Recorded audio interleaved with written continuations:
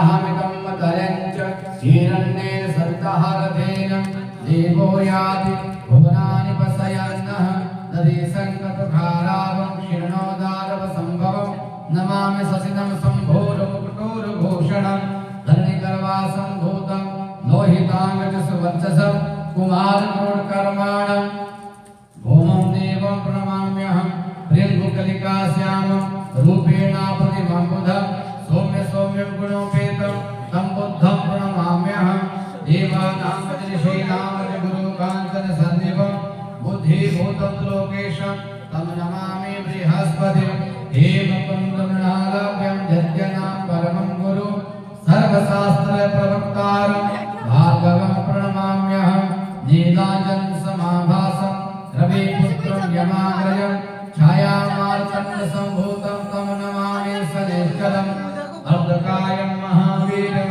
चन्द्रदित्याभिवर्धनं सिंहिकागर्वसम्भूतं तं राहुं प्रणमाम्यहं पलाशपुष्पसङ्कासं तारकाः गृहे मस्तकं रौद्रात्मघोरं तं केतुं प्रणमाम्यहं ॐ ब्रह्मा मुरारी त्रिपुरन्तकारी भानो शशि भूमिसुतो बुधश्च गुरुश्च शुक्रः शनि राहु केतवा सर्वे ग्रहाः शान्तिकराः भवन्तु ॐ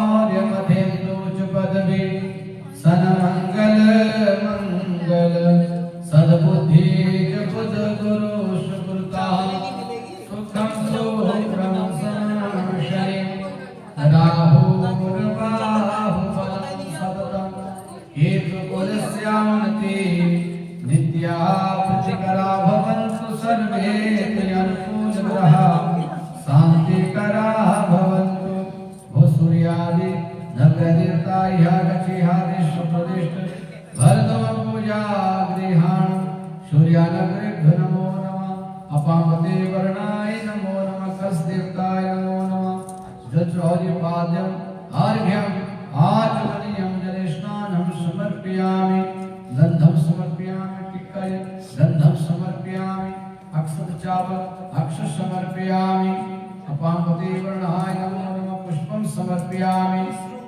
धूपम् अधर्पयामि दीपं दर्शयामि नैवेद्यं निवेदयामि जलप्राशितजलान् समर्पयामि हरि ओम दक्षिणाभ्यानि समर्पयामि पैसा भी हिरण्यगर्भं समर्पयामि ओम अपामते वर्णाय नमो नमः फूल हाथ में लेके कलशदेवता का ध्यान करिएगा ओम कलशस्यः मुखे विष्णु कंठे रुद्र समाश्रिता मूले तस्यास्तो ब्रह्मा मध्ये च मातृगण समृताः कुक्षो तु सागर सप्त दीप ऋग अथ यजुर्वेद सामवेद अथर्ववर्ण अंगे च सर्वे संवत्सर गायत्री सावित्री पुष्टि करे स्मरणे सदा अत्र मम यजमानस्यः दुर्तिक्षेकारका पाशपाणे नमस्तुभ्यं पद्मनि जीवनायकं यावत् पूजा करिष्यामि तावत् तत्र स्थिरो भव सर्वदा अपामते वर्णाय नमो नमः नमस्कारं कुर्यात् वर्णदेवताग्ने नमस्कार कलिने भगवान श्री सत्यनारायणाय नमो नमः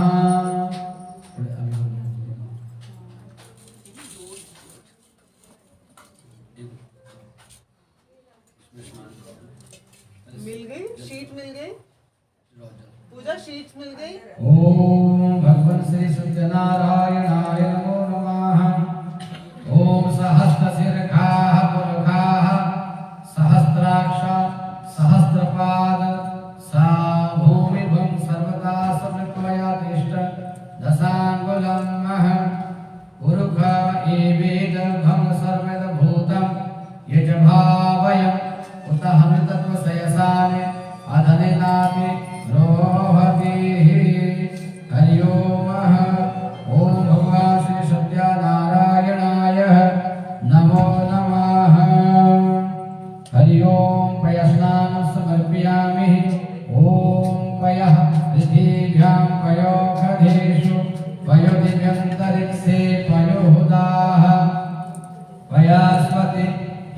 दधिसाः सन्तु मयम् दधिग्रामोगाहरेष्णो विष्णो स्वस्याः सुरभिनोकप्रण आयु भङ्गहितारिस्तः मया सुस्मद्भूत सुस्वाद सुशीतल वयं गृहाण परमेश्वराय नमो नमः। ओम धृतपावन पिबन्त अंतरिक्षे अमिरसि दिशा उदितो नवनीत घृतं तुभ्यं प्रदस्यामि मधुवात ऋताय मधुसन्ति सिन्ध्वा मधुधुरस्तु न पिताः मधुमानो मादघ्रिवो भवन्तु न तरुपुष्प सुस्वाद सुशीतलं स्वयं गृहाण परमेश्वराय नमो नमः। इक्षुः सागरा सम्भूतामलपहारिका दिव्यस्नानपति गृहताम् ओम पयोदधिगतं च मधुसक्रास्मृतम् इति सर्वं स्नानं समर्पयामि स्फुटस्नानं समर्पयामि। ओम एतावस्य महिमा तु जयस्य पुरखाः पादोऽस्यः विश्वभूतानि त्रिपादस्यः मृतं दिवेः। ओम गंगे च यमुने चैव गोदावरी नर्मदा सिन्धु कावेरी सरस्वती जलेऽस्मिन् सन्निधं कुरु।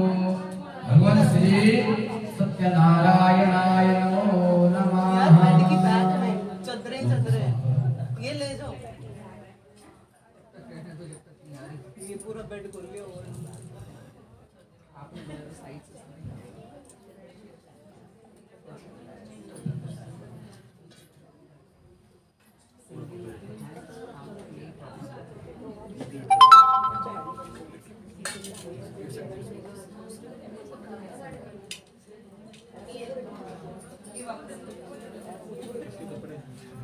मोटी चदरे भी है। हाँ मोटी चदरे भी बिछाने के लिए चाहिए ना वहाँ पर। इधर पीछे चाहिए, इधर दे दो। अब नीचे बैठने से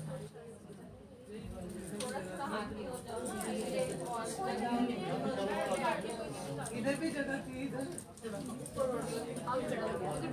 एक इधर बैठा देंगे ना। आ रही लाओ मुझे दे दो। वहाँ पे शकुन में बोल ये साधु ये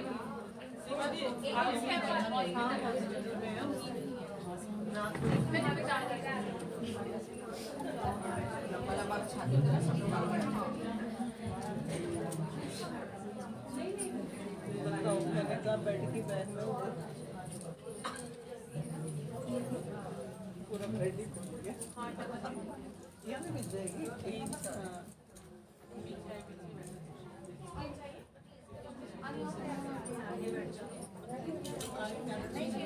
एक और फोल्ड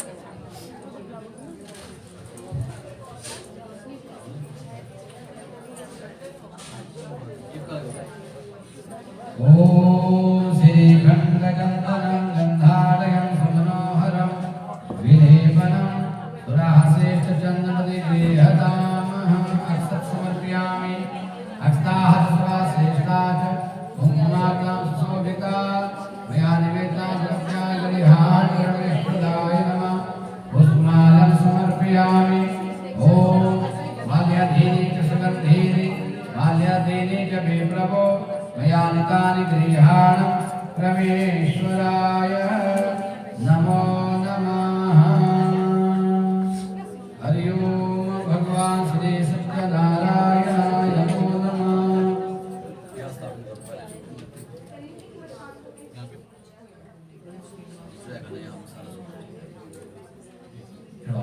तुलसी हेमधूपाच रतनधूपाच भवं मोक्षदं तुभ्यम् अर्पयामि। हरे प्रिया तुलसी मंदिरं समर्पयामि, तुलसी दलानि समर्पयामि। पुष्पहारं मुक्तामणि सुस्वादं संतसिद्ध्यार्थे समेत भगवान श्री सत्यनारायणाय नमो नमः। ऋतुफलानि समर्पयामि।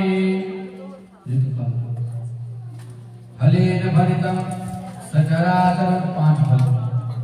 फलेन फलितं सचराचरं तस्मात् फल प्रधानेन पूर्णा सन्तो मनोरथा।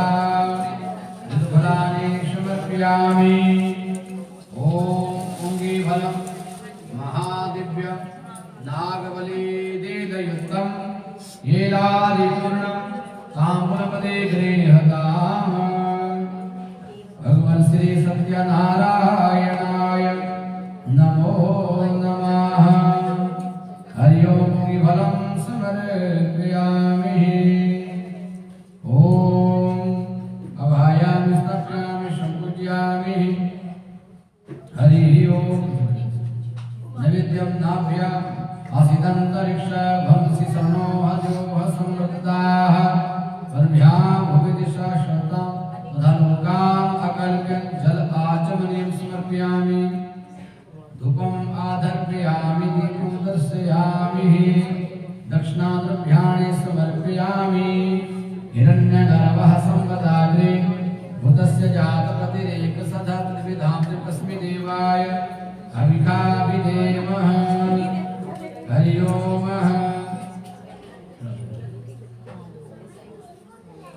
ओम माल्याधीनि च सुगन्धीनि माल्याधीनि च मे प्रभो मया नितानि गृहाणि परमेश्वराय नमो नमः।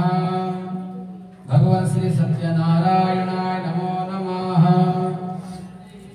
ओम श्री शांताकारं भुजंगशयनं पद्मनाभं सुरेशं विश्वाधारं गगनसदृशं मेघवर्णं शुभांगं श्रीलक्ष्मीकान्तं कमलनयनं योगिविदध्यानगम्यं वन्दे विष्णो भवभयहरणं सर्वलोकैकनाथं कस्तूरितिलकं ललाटपटले वक्षस्थले कौस्तुभं नासाग्रे वरमौक्तिकं करतले वेणुकरे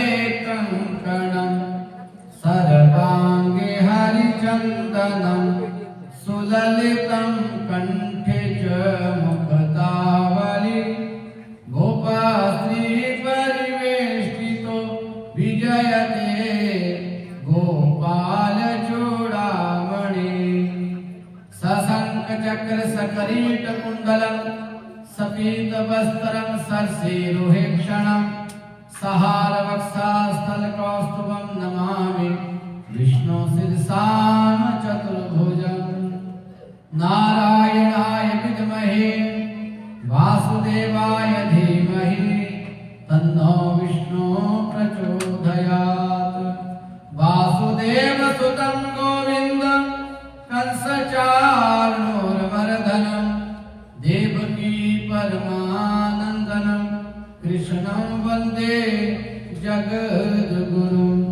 मूकं करोति वाचालं पङ्गुलङ्घयते गिरिं यत्कृपात्महं वन्दे परमानन्दमाधवं। कृष्णाय वासुदेवाय हरे परमात्मने नन्दगोपकुमाराय गोविन्दाय नमो नमः। अभायामि स्थापयामि सम्पूज्यामि। मङ्गलं भगवान् विष्णु मङ्गलं गरुडध्वज मङ्गलं पुण्डरीकाक्ष मंगलाय तनो हरि। बोलिए सत्यानारायण भगवान की जय। समस्त देवताओं का ध्यान करिएगा। आकाशात् पदकं त्वयं यथा गच्छति सागरं सर्वदेवं नमस्कारं केशवं प्रति गच्छति नमो नमः। वन्दे देवोमापतिं सुरगुरुं वन्दे जगत्कारणं वन्दे पनगभूषणं मृगधरं वन्दे पशूनां पतिं वन्दे सूर्यास्तशङ्खवह्निनयनं वन्दे मुकुन्दं प्रियं वन्दे भक्तजनाश्रियं च वरदं वन्दे च शिवशङ्करम्। आत्मा त्वं गिरिजामति सहचरं प्राणाशरीरमगृहं पूजाते विषयोग भोग रचना निद्रा समाधि पदचारः पदयो प्रदक्षिणविधि स्तोत्राणि सर्वा गिरो यदत् करोमि तदखिलं सम्भूत्वा आराधनं करचरणकृतं वा कायजं कर्मजं वा श्रवणनयनजं वा मानसं वा अपराधं वहितं वा सर्वेत क्षमस्वः। जय जय करुणावदे श्री महादेव शंभो। गुरु ब्रह्मा गुरु विष्णु गुरुदेवो महेश्वरा गुरु साक्षात् परब्रह्म तस्मै श्री गुरुवे नमः। ध्यानमूलं गुरुर्मूर्ति पूजामूलं गुरुपदं मंत्रमूलं गुरुर्वाक्यं मोक्षमूलं गुरु कृपा। ओम वाणी हिरण्यगर्भाय नमो नमः। ओम उमा महेश्वराभ्य नमो नमः। ओम सचेतरुद्राभ्य नमो नमः। ओम सच्चिदानंद स्वरूपाय नमो नमः। ओम इष्ट देवताय नमो नमः। ओम ग्राम देवताय नमो नमः। ओम स्थान देवताय नमो नमः। ओम वास्तु देवताय नमो नमः। मातृपितृभ्यो नमो नमः। श्री गुरु चरण कमलेभ्यो नमो नमः। सर्वे देवेभ्यो नमो नमः। सर्वप्रधानेभ्यो नमो नमः। नमस्कारं कुर्यात् समस्त देवताभ्यो नमस्कारं कुर्यात्। जगदशिता अनेक पूजने सर्वदेवतार्पण पर्यन्तां नंद गोप गृहे जाता यशोदा गर्भ संभव ततश्च विद्याचल निवासने।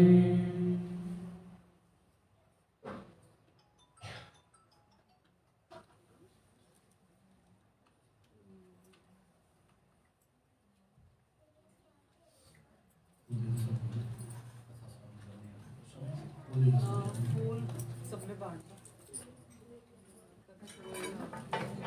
ये हल्का ये था वो है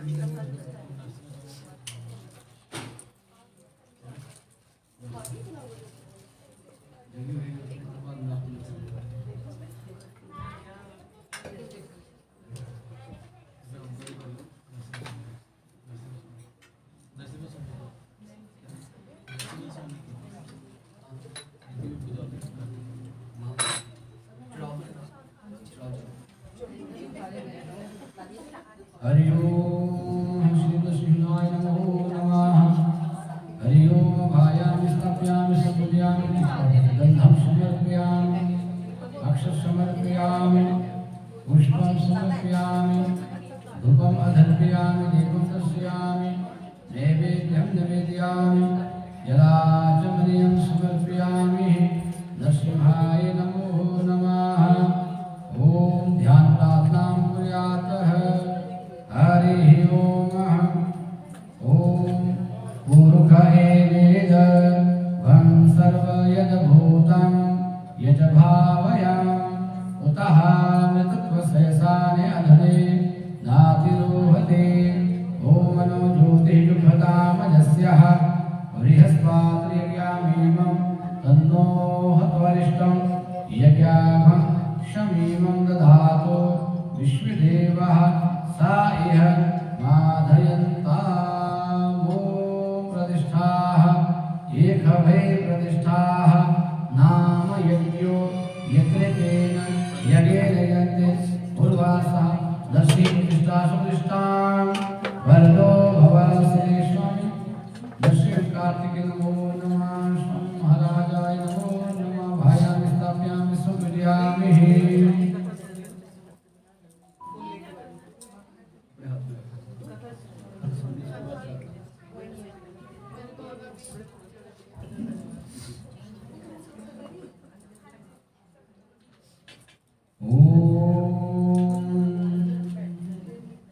नमो भगवते वासुदेवाय सच्चिदानंद स्वरूपाय विश्वोत्पत्त्यादि हेतवे तापत्र विनाशाय श्री कृष्णाय वयं नमः।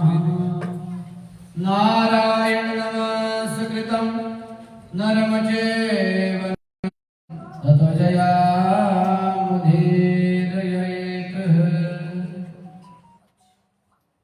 भगवान श्री सत्यानारायण जी की व्रत कथा प्रारंभ होती है।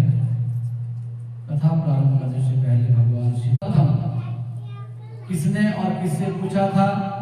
नारद जी ने। किससे पूछा था? भगवान विष्णु जी से। तो विष्णु भगवान जी कमला के पति विष्णु भगवान जी ने जैसा नारद जी से कहा था वैसा ही मैं आपसे भी कहता हूं। सूजी महाराज कह रहे हैं कि हे ऋषियों, एक समय की बात है, योगी राज नारद जी दूसरों के हित की इच्छा से अनेकों लोकों में भ्रमण करते हुए इस मृत्यु लोक में आए। जब नारद जी मृत्यु लोक में आए तो नारद जी ने यहाँ पर क्या देखा? देखा कि इतने भी मनुष्य हैं, सभी ऐसे ऐसे कर्म कर रहे हैं जिन कर्मों के कारण उनको दुख प्राप्त हो रहे हैं। नारद जी ने मन में विचार किया कि यदि ये मनुष्य पाप कर्म करेंगे तो दुखी होंगे, और दुखी होंगे तो इनका उद्धार कैसे हो सकता है? तो उनके उद्धार के लिए, उनके कल्याण के लिए नारद जी वैकुंठ धाम को चले जाते हैं।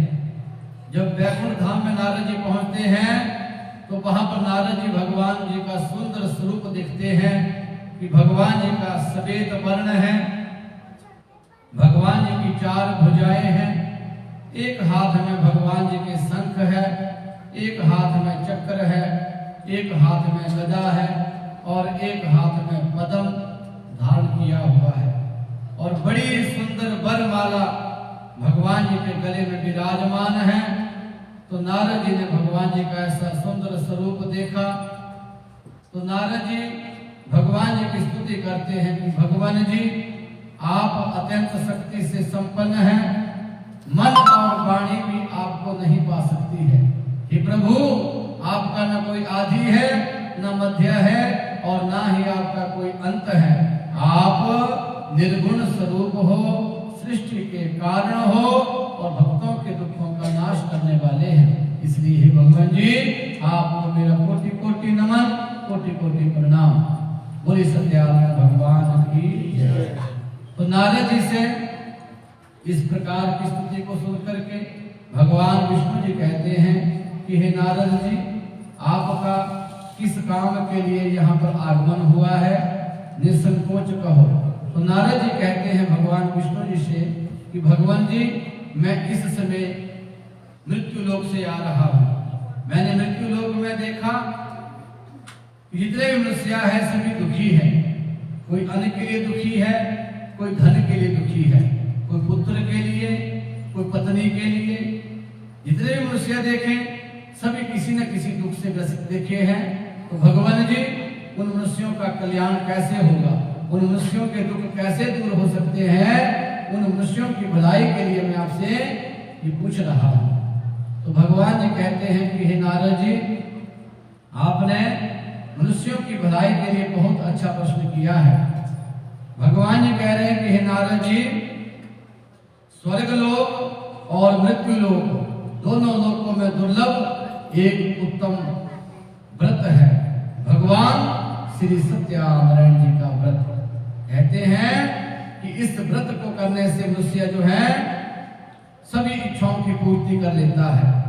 इच्छाओं की पूर्ति जो है, जो भी मनुष्य की इच्छाएं हैं वे सभी इच्छाएं पूरी हो जाती है। और भगवान जी कहते हैं कि सत्यानारायण जी का ये व्रत जो है अच्छी तरह विधान पूर्वक संपन्न करके मनुष्य सारे सुखों को भोग करके अंत में मोक्ष की प्राप्ति भी कर लेता है। तो श्री भगवान जी के श्रीमुख से ऐसे वचन को सुन करके नारद मुनि जी कहते हैं कि भगवान जी, उस व्रत का फल क्या है, उस व्रत का विधान क्या है, किसने इस व्रत को किया है और किस दिन इस व्रत को करना चाहिए, ये सब कुछ मुझे विस्तार पूर्वक समझाओ। तो भगवान जी कहते हैं कि नारद जी सुनो, ये व्रत जो है दुखों को दूर करने वाला है, शोक को दूर करने वाला है, ये व्रत धन और धान्य को बढ़ाने वाला है, ये व्रत सौभाग्य को देने वाला है, संतान को देने वाला है, ये व्रत सब जगह विजयी प्रदान करने वाला है। भक्ति और श्रद्धा के साथ किसी भी दिन मनुष्य जो है भगवान श्री सत्यानारायण जी का पूजन कर सकता है और धर्मपरायण होकर पूजन अर्चन करें, अपने आस पड़ोसियों को बुलाएं, धर्मपरायण होकर ब्राह्मण को बुलाएं, भक्तों को बुलाएं और धर्मपरायण होकर के भगवान जी का उत्तम व्रत पूजन करें।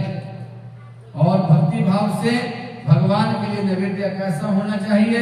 भगवान के नैवेद्य में केले का फल अवश्य होना चाहिए, घी, दूध और गेहूं के आटे का चूरमा बनावे, गेहूं का आटा नहीं है तो चावलों के आटे का चूरमा बनावे, और अगर वो भी नहीं है तो बोलते हैं शक्कर ले लें या गुड़ ले लें और भगवान जी को नैवेद्य अर्पण करें। और उसके उपरांत क्या करें?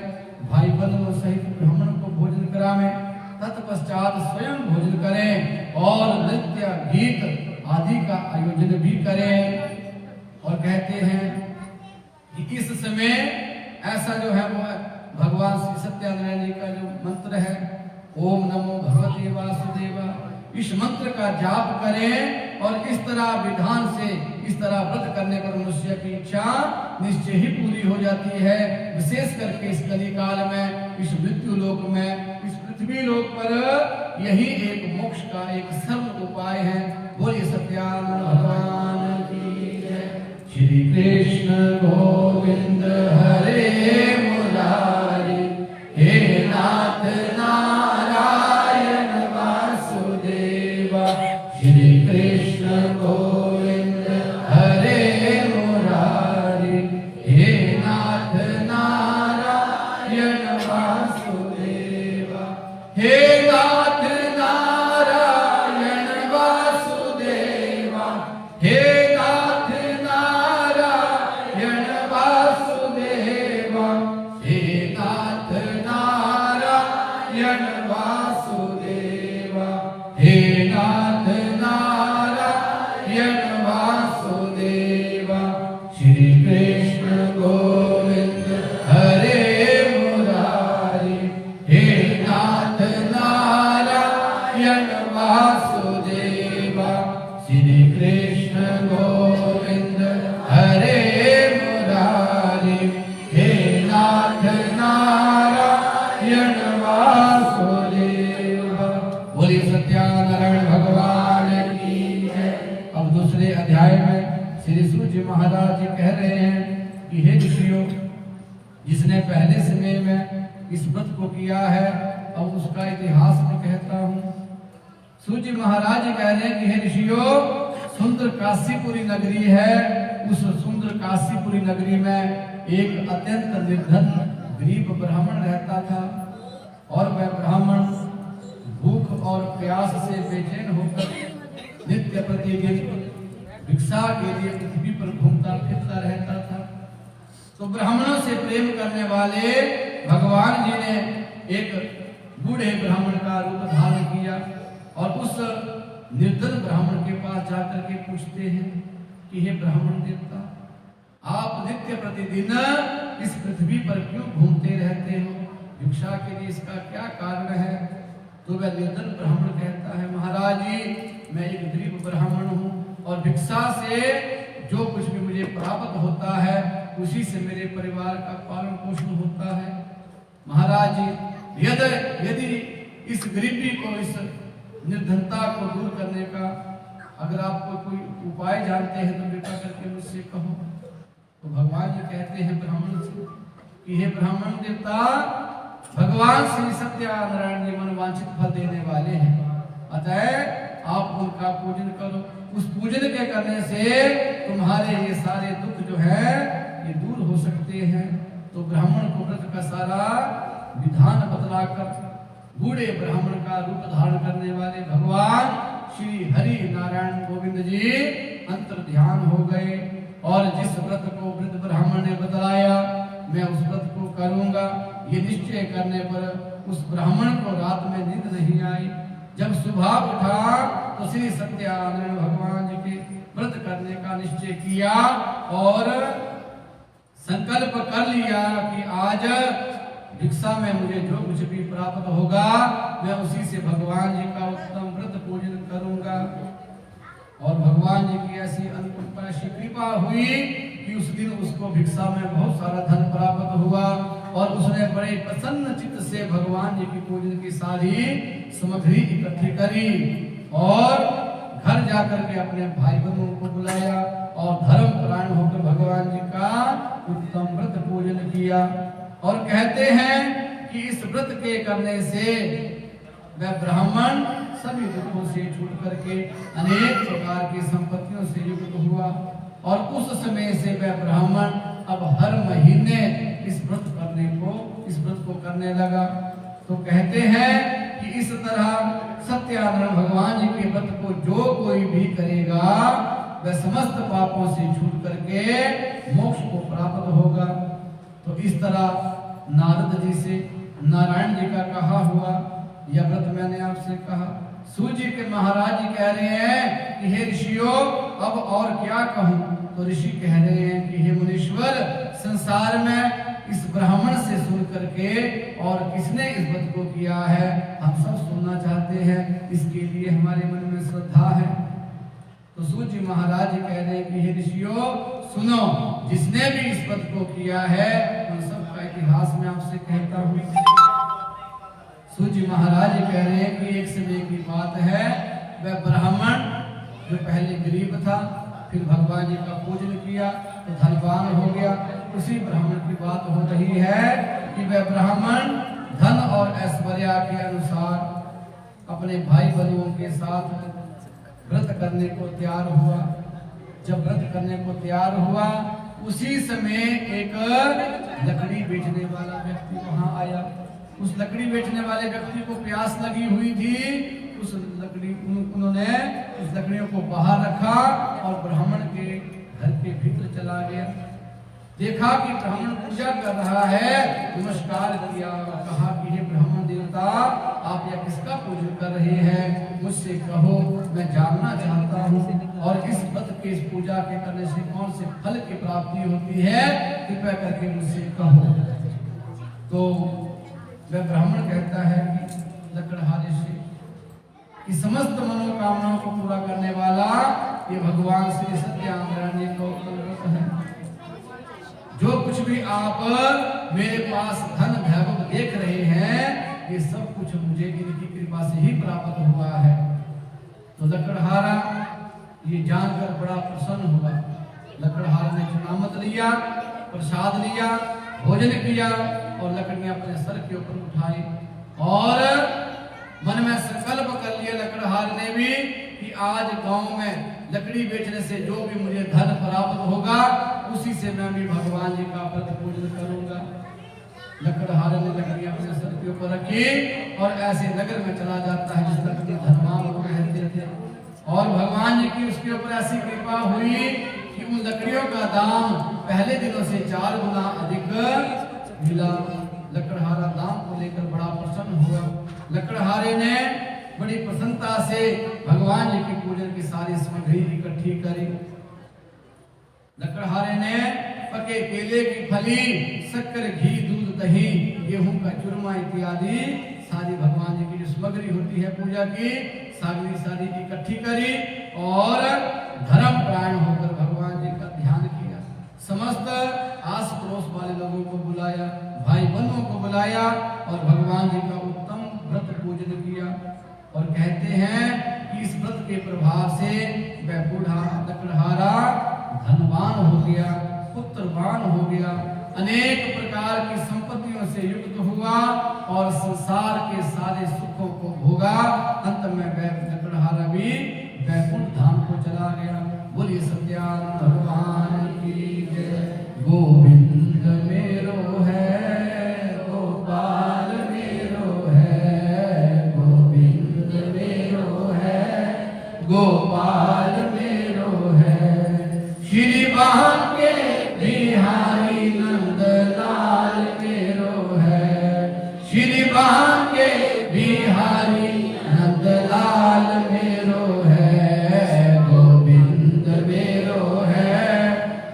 गोपाल मेरो है, गोविंद मेरो है, गोपाल मेरो है, गोविंद मेरो है, गोपाल मेरो है, गोविंद मेरो है, गोपाल मेरो है, श्री बांके बिहारी नंदलाल मेरो है, श्री बांके बिहारी नंदलाल मेरो है, गोविंद मेरो है, गोपाल मेरो है, गोविंद मेरो है, गोपाल मेरो है।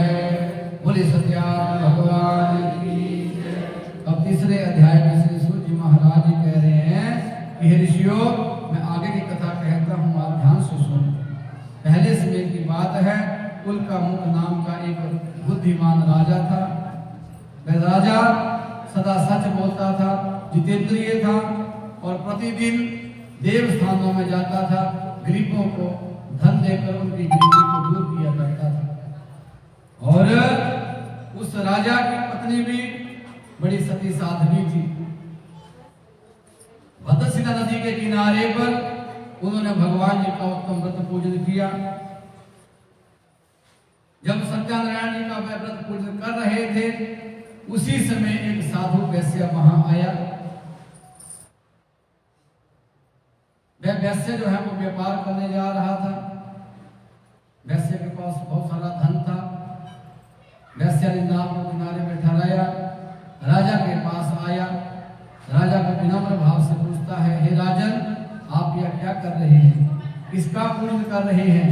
और इस पूजन के करने से कौन से फल की प्राप्ति होती है? कृपया करके मुझसे कहो। तो राजा ने कहा, हे साधु, मैं अपने बांधवों के साथ पुत्र आदि की प्राप्ति के लिए एक महाशक्तिमान श्री सत्यानारायण भगवान जी का व्रत पूजन कर रहा हूं। राजा के मुख से ऐसे वचन सुनते ही साधु जो है वो आदर से बोला, हे राजन, मुझसे इसका सारा विधान कहो, मैं भी आपके कहे अनुसार इस व्रत को करूंगा।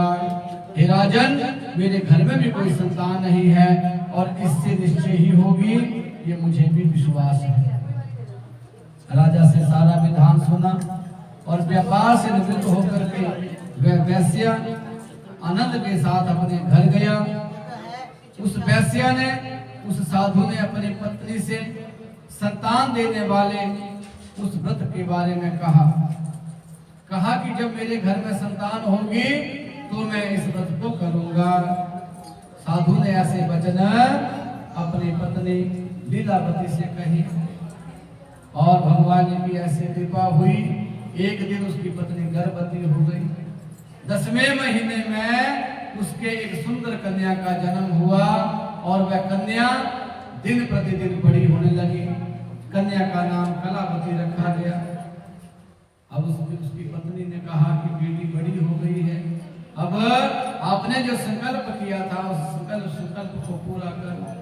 तो साधु ने कहा पत्नी से कि प्रिय, इसके विवाह के समय में करूंगा। और ऐसा कह करके साधु जो है वो व्यापार करने के लिए चला जाता है विदेश। काफी समय के बाद जब विदेश से लौटकर जब साधु वैश्य नगर में पहुंचा तो नगर में देखा अपनी पुत्री को सखियों के साथ खेलते हुए। तो मन में विचार किया कि मेरी पुत्री तो विवाह के योग्य अभी हो गई है। तुरंत एक दूत को बुलाया, कहा जाओ मेरी पुत्री की सुर्गिया एक बड़ी पुत्र को ढूंढ करके लाओ। उसकी आज्ञा को लेकर के दूत जो है वो शहर में चला जाता है, कंचन नगर में चला जाता है और वहां पर बड़ी देखभाल करके, बड़ी खोज करके उसकी लड़की के सुर्गिया एक बड़ी पुत्र को ढूंढ करके ले आए। और उस लड़के को देख करके वैश्य परिवार वालों ने बड़ी प्रसन्नता से अपनी पुत्री का विवाह उसके साथ कर दिया। लेकिन दुर्भाग्य क्या हुआ कि विवाह के समय में भी मैं उस व्रत को करना भूल गया और भगवान जी ने श्राप दे दिया कि हे वैश्य, जाओ, आपको महान दुख प्राप्त हो। अब साधु वैश्य व्यापार करने के लिए पहले अकेला जाता था, अब अपने जमाता को भी साथ में लेकर के व्यापार करने लगा।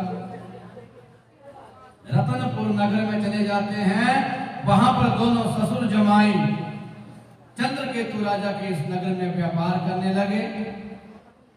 और एक रोज भगवान श्री सत्यनारायण जी की माया से प्रेरित कोई चोर जो था, वो राजा का धन चुरा करके भाग रहा था। पीछे से राजा के दूत आ गए। राजा के दूत को देख करके उस चोर ने घबरा करके उस धन को वहां रख दिया जहां दोनों वणिक पुत्र ठहरे हुए थे।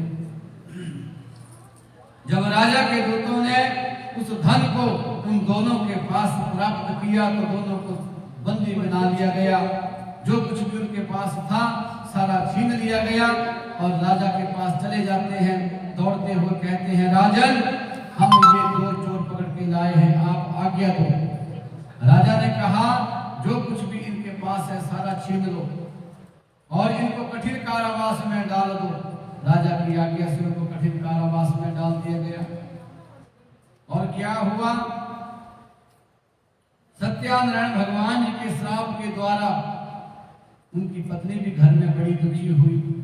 घर में जो धन रखा हुआ था उस धन को भी चोर चुरा कर ले गए और शरीर और मानसिक पीड़ा और भूख प्यास से बेचैन होकर दुखी होकर के अन्न की चिंता में कलावती एक दिन एक ब्राह्मण के घर गई।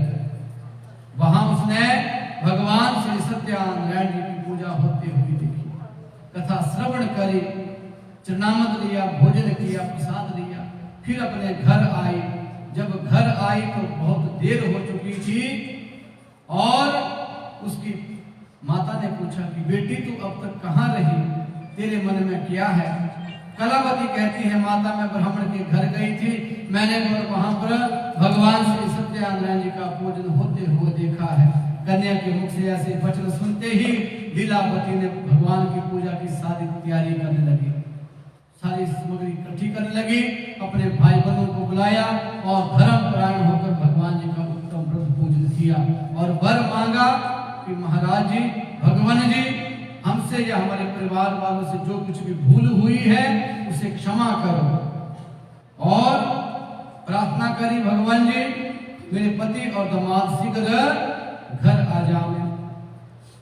तो क्या हुआ, भगवान श्री सत्यनारायण जी इस व्रत से प्रसन्न हो गए, संतुष्ट हो गए और राजा चंद्रकेतु को स्वप्न में दर्शन दिया।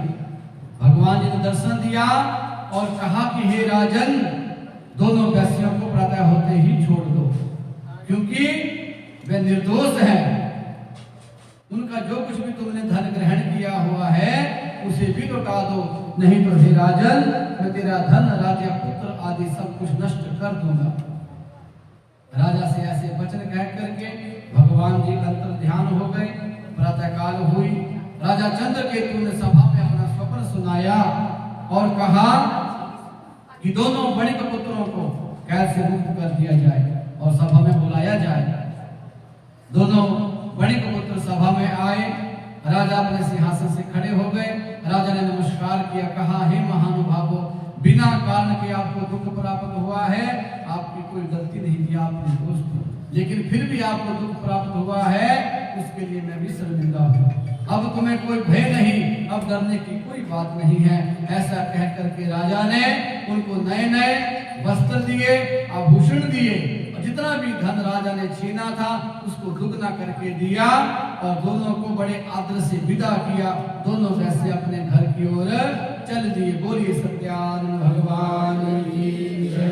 श्रीमन नारायण नारायण नारायण, श्रीमन नारायण नारायण नारायण, भजमन नारायण नारायण नारायण, भजमन नारायण नारायण नारायण, भद्रे नारायण नारायण नारायण, भद्रे नारायण नारायण नारायण, गोविंद नारायण नारायण नारायण, गोविंद नारायण नारायण नारायण।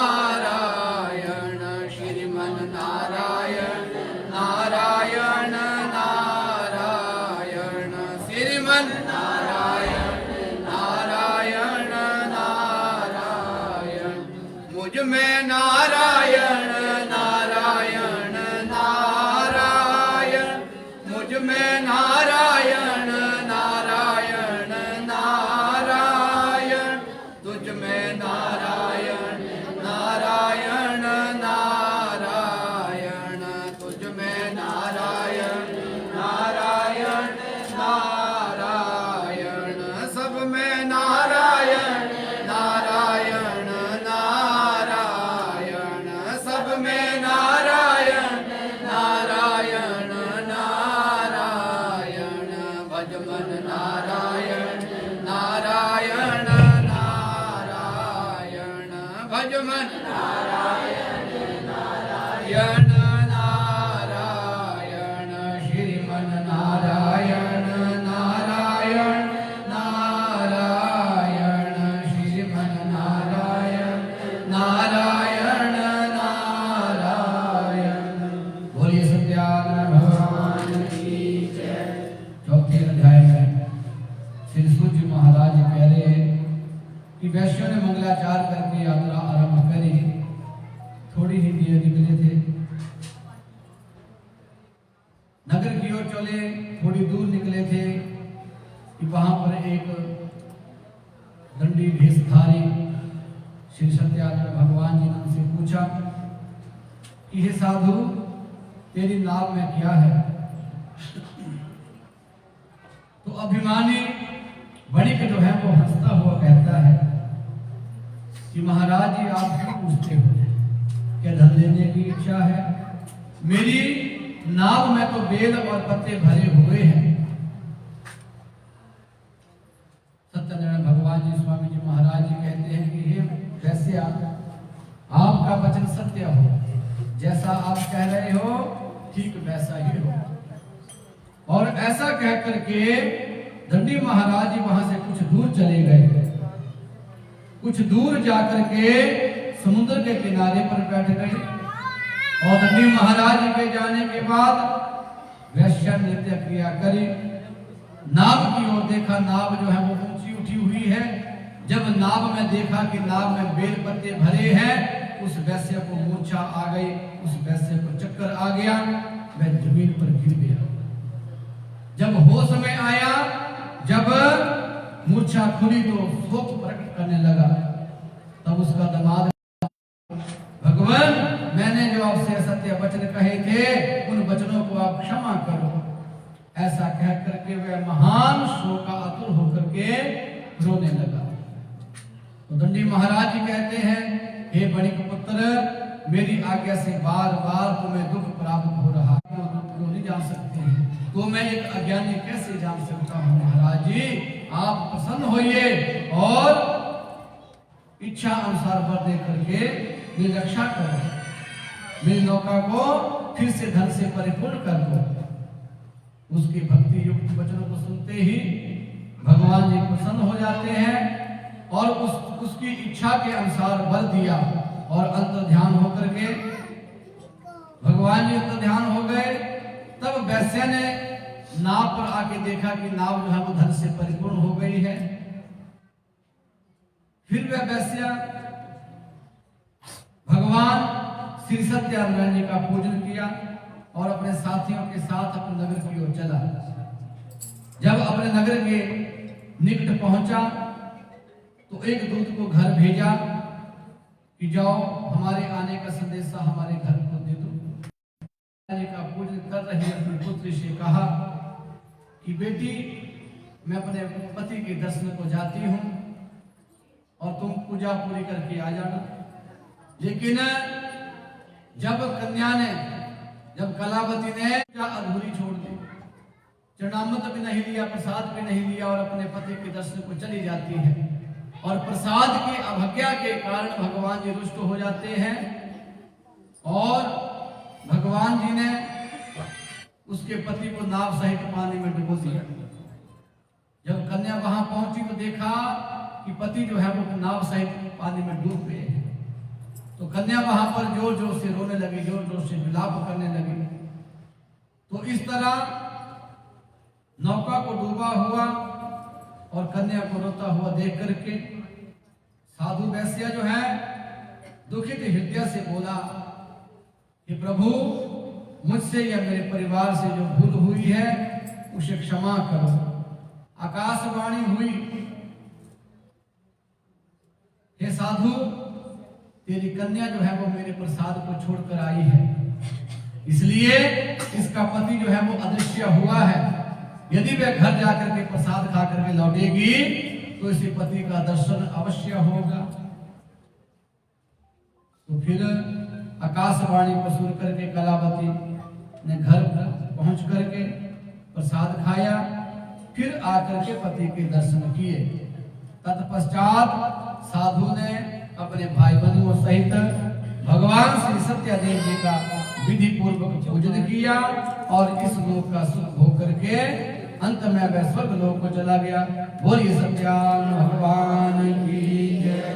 हे गोपाल राधे कृष्ण गोविंद गोविंद, हे गोपाल राधे कृष्ण गोविंद गोविंद, हे गोपाल राधे कृष्ण गोविंद गोविंद, हे गोपाल राधे कृष्ण गोविंद गोविंद, राधे गोविंद गोविंद कृष्ण गोविंद गोविंद, राधे गोविंद गोविंद कृष्ण गोविंद गोविंद, राधे गोविंद गोविंद कृष्ण गोविंद गोविंद, राधे गोविंद गोविंद कृष्ण गोविंद गोविंद, हे गोपाल राधे कृष्ण गोविंद गोविंद, हे गोपाल राधे कृष्ण गोविंद गोविंद, हे गोपाल राधे कृष्ण गोविंद गोविंद, हे गोपाल राधे कृष्ण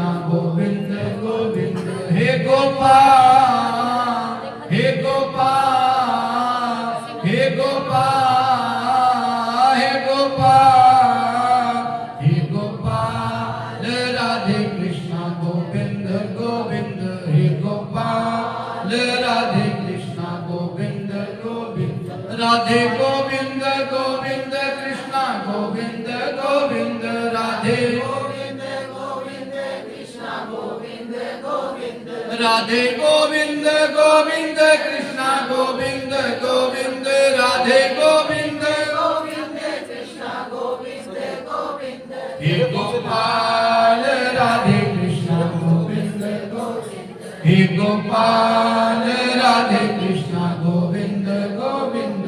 बोलिए सत्यान भगवान की जय। 5वें अध्याय में श्री सूर्य महाराज जी कह रहे हैं कि ऋषियों, मैं आज एक और कथा आपसे कहता हूँ। सूर्य महाराज जी कहते हैं कि ऋषियों, प्रजा पालन में लीन तुंग ध्वज नाम का एक राजा था और उस राजा ने भी भगवान जी का प्रसाद त्याग करके बहुत दुख भोगा है। एक समय वन में जाकर के वन्य पशुओं को मार करके वह राजा एक बड़ के वृक्ष के नीचे आया, वहां बैठा विश्राम करने लगा। राजा ने देखा कुछ दूर जो है वो ग्वाले भगवान जी का पूजन कर रहे हैं, लेकिन राजा ने ना तो नमस्कार किया और जब ग्वालों ने भगवान जी का प्रसाद राजा को दिया तो राजा ने उस प्रसाद को भी त्याग दिया और अपने नगरी में चला जाता है। जब राजा नगर में पहुंचा तो देखा कि सब कुछ नष्ट हो गया है। राजा जान गया कि भगवान का आया है।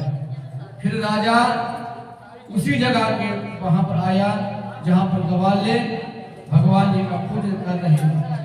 राजा वहां आया और वहां पर राजा ने भगवान जी का उत्तम व्रत पूजन किया, फिर चरणामृत लिया, प्रसाद लिया, फिर अपनी नगरी में गया तो सब कुछ पहले जैसा ही हो गया था।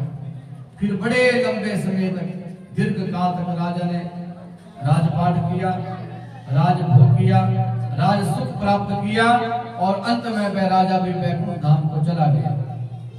तो कहते हैं कि सत्यानारायण देव जी की कृपा से सब कुछ हो सकता है। जो मनुष्य इस परम दुर्लभ व्रत को करेगा, भगवान की कृपा से उसे धन धान्य की प्राप्ति होगी।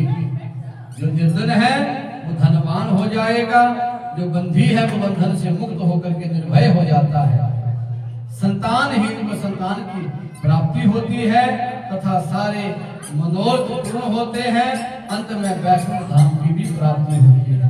तो जिन्होंने पहले इस व्रत को किया है, अब उनके दूसरे जन्म की कथा कहता हूँ।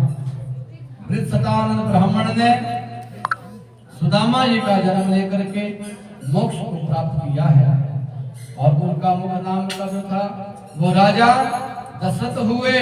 उन्होंने भी वैकुंठ को प्राप्त किया है और साधु नाम का वैश्या ने मोर ध्वज बन करके अपने पुत्र को आरे से चीर करके मोक्ष को प्राप्त किया है। और महाराज तुंगध्वज जिनके नाम से यह मनमंत्र चले, उन्होंने भक्ति युक्त कर्म करके मोक्ष को प्राप्त किया है। तो श्री सत्यानंद कथा पंचम अध्याय संपूर्ण। बोले सत्यान भगवान की जय। गोविंद जय जय गोपाल जय जय गोविंद जय जय गोपाल जय जय राधा रमण हरि गोविंद जय जय राधा रमण हरि गोविंद जय जय गोविंद बोलो हरि गोपाल बोलो गोविंद बोलो हरि गोपाल बोलो राधा रमण हरि गोविंद बोलो राधा रमण हरि गोविंद बोलो। ब्रह्मा की जय जय विष्णु की जय जय ब्रह्मा की जय जय विष्णु की जय जय उमापति शिव शंकर की जय शिव जय जय राधा की जय जय रुक्मण की जय जय राधा की जय जय रुक्मण की जय जय मोर मुकुट बंसी वाले की जय जय मोर मुकुट बंसी वाले की जय जय गोविंद जय जय गोपाल जय जय गोविंद जय जय गोपाल जय जय राधा रमण हरि गोविंद जय जय राधा रमण हरि गोविंद जय जय श्री कृष्ण गोविंद हरे मुरारी हे नाथ नारायण वासुदेवा श्री कृष्ण गोविंद हरे मुरारी हे नाथ नारायण वासुदेवा हे नाथ नारायण वासुदेवा हे नाथ नारायण वासुदेवा हे नाथ नारायण वासुदेवा हे नाथ नारायण वासुदेवा। बोली सत्यानंद भगवान की गोविंद भगवान की जय।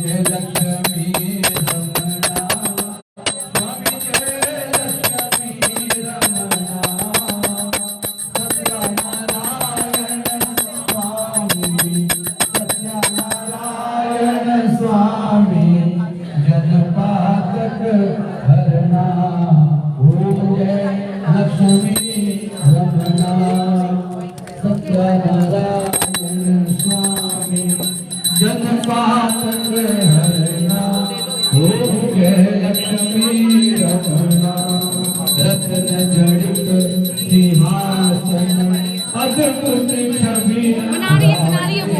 मैं बना रही हूँ। अद्भुत छवि राजे नारद करत निरंजन नारद करत निरंजन घंटा ध्वनि बाजे ओम जय लक्ष्मी रमणा प्रगट भई कलिकारण तुझको दर्शनियो स्वामी हेलो।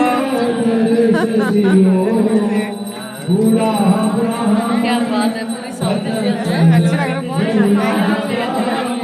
आके दुल्हन लग रही है ना? दुल्हन बिल्कुल। हेलो जी, hello hello hello, thank you, hello, sorry है। नेक्स्ट ईयर बाहर दरी बिछाएंगे। और ये इनको बोला बैग से निकाल लो, इन्होंने बेड ही खोल दिया। मैं उठ नहीं सकती थी। हेलो मैम, सॉरी, कोई बात नहीं, हम तो जगह लिख रहे हैं। अगले साल ना मैं बाहर दरियाँ बिछाने वाली हूँ, क्योंकि ये हर साल होती है ना मेरे।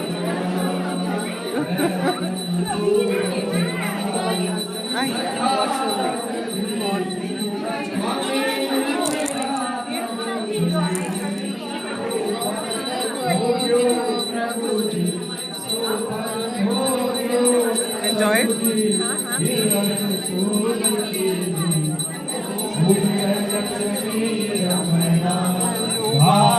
कितनी सुंदर लग रही है। आरती लो, चलो आगे धीरे धीरे। आरती लो सर, आ जाओ आ जाओ आ जाओ।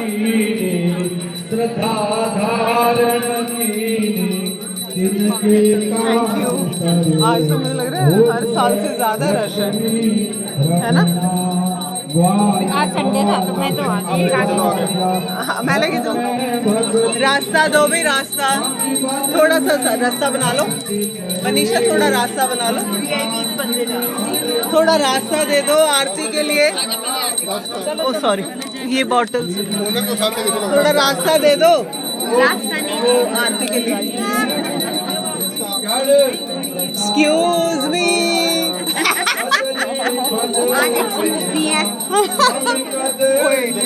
कोई पहचानता ही नहीं मुझे। नहीं नहीं, सब पहचान रहे हैं। जगह दे दो। कोई यार इधर से आओ, इधर से। Excuse me.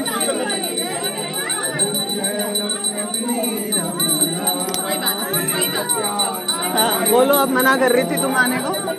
नहीं, मैंने कहा मैं जानती तो हूँ, ऐसे कैसे आ जाऊँ। मिलते हैं तो जानते हैं ना यार। आरती के लिए आ जाओ, एक एक धीरे धीरे। आरती के लिए आ जाओ।